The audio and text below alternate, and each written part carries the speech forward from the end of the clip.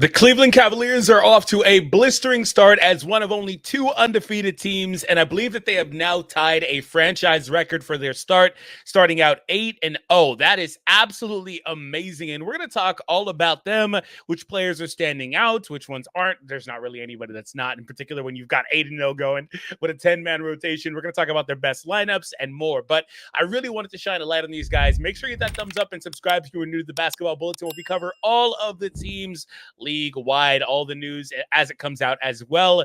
I'm going to try to see if we can maybe do something about the Thunder specifically too, because I haven't really talked much about them on the channel. That being said, let's go ahead and talk about the Cavs. So the Cavs, again, undefeated. Looking at them is kind of crazy, man. They have so much athleticism. They've got size. They can kind of just play whatever style you want to play. They can match you with it. So I wanted to pull up their overall stats here, but I guess I pulled up the wrong page to see their rankings. But it's okay. Last time I checked, they were top 5 in both offense and defense, so just bear with me on that.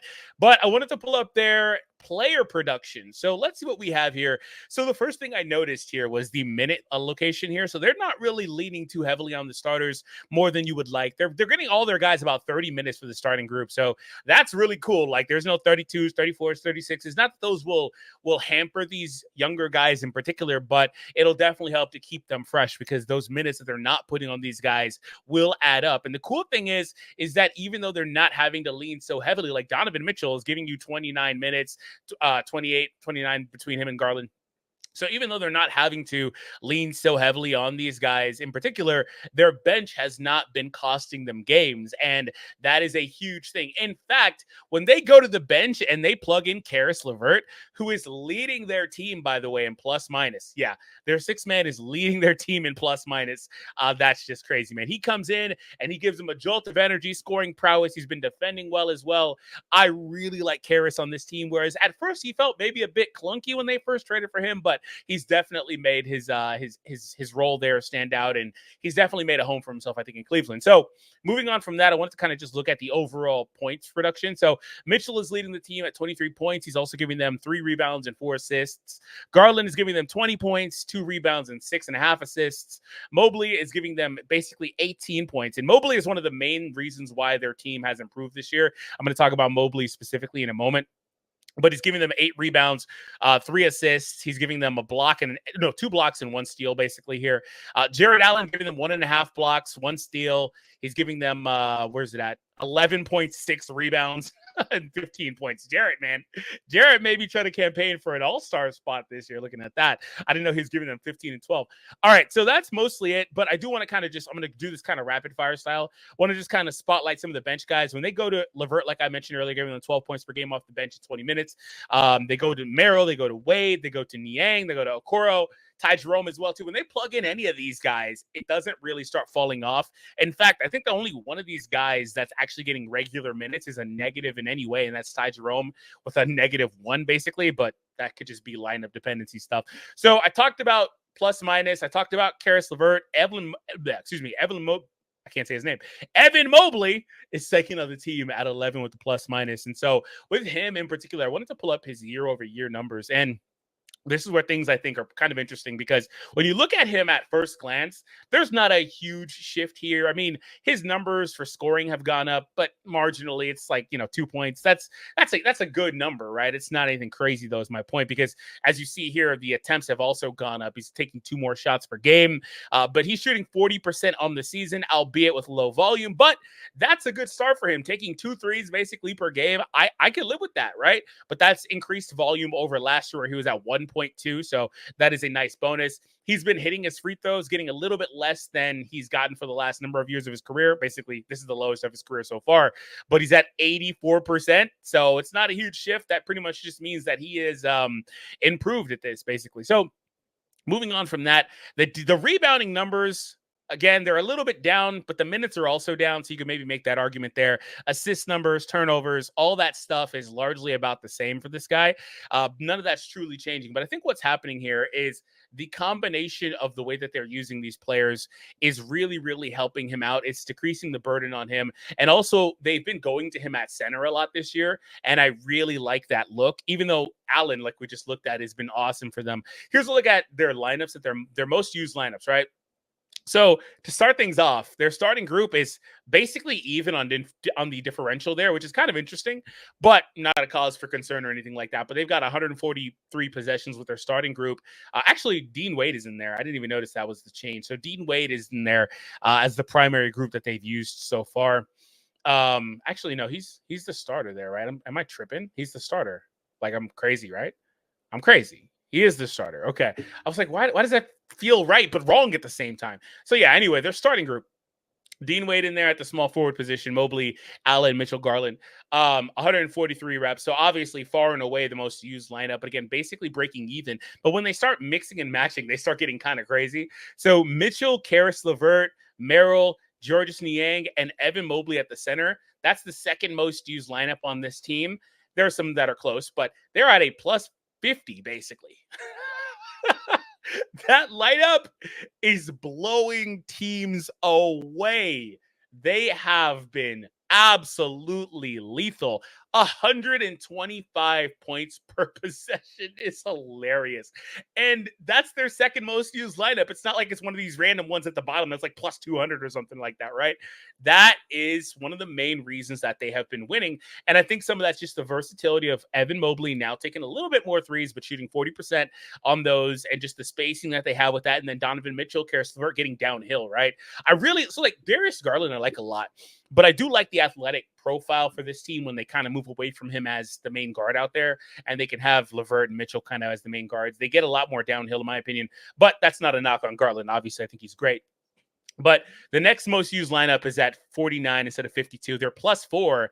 And kind of what happens here is they're plugging in Garland instead of LeVert, and they're also plugging in Okoro and Allen. So they're going back to more of a traditional lineup. This was actually their starting group for the last year, wasn't it? I believe this was their starting group last year. Anyway, that one's only plus 4, nowhere near as impressive, but they're still winning. Most of their primarily used lineups are winning. So we go down and we see here, there's another big bonus here at plus 23 with this group, with Evan Mobley at the center, Okoro, Mitchell, Merrill, and Georges Niang. So one of the things I'm seeing here as a trend is, and I mentioned this a moment ago, is that when Mobley is playing the center, it's generally a really positive thing. There's some bad lineups here, like minus 43 with this group here.